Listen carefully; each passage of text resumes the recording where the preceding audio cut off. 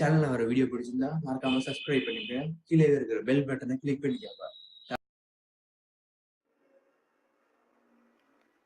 V Lookupனா vertical lookup. Vertical லுக்கப்னா உங்களோட டேட்டாலாம் வெர்டிகலா வந்து டைப் பண்ணி வச்சிருப்பாங்க, அதாவது வெர்டிகல் லுக்கப் சொல்றாங்க. Next H lookup. H லுக்கப்னா ஹாரிசாண்டல் லுக்கப். உங்களோட டேட்டாவை ஹாரிசாண்டலா டைப் பண்ணி வச்சிருந்தீங்கன்னா அது வந்து ஹாரிசாண்டல் லுக்கப் சொல்றோம்.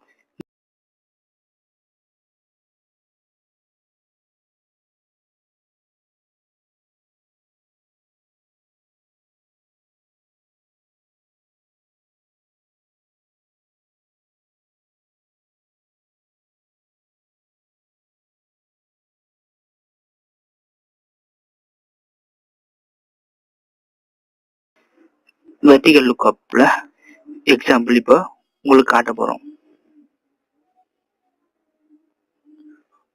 ரோஸ்ல டைப் பண்ணா அது வெர்டிகல் லுக்கப். அதே காலமா டைப் பண்ணீங்கன்னா அது உங்களுக்கு ஹாரிசாண்டல் டேட்டா, அதை H லுக்கப் சொல்லி ஹாரிசாண்டல் லுக்கப் சொல்றோம்.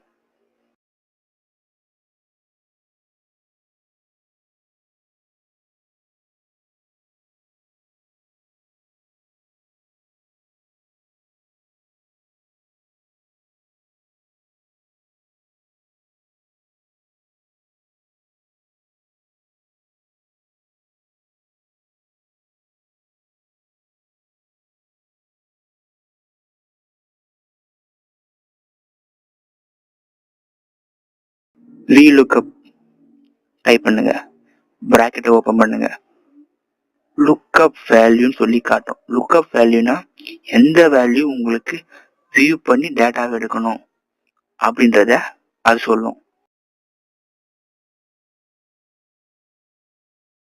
கமா போடுங்க. Table array. லுக்கப் டேபிளை வந்து செலக்ட் பண்ணும். லுக்கப் டேபிள்னா எதை வச்சு இந்த டேட்டா எடுக்கணும்னு சொல்லி சொல்றதுதான் டேபிள் அரே. Index number.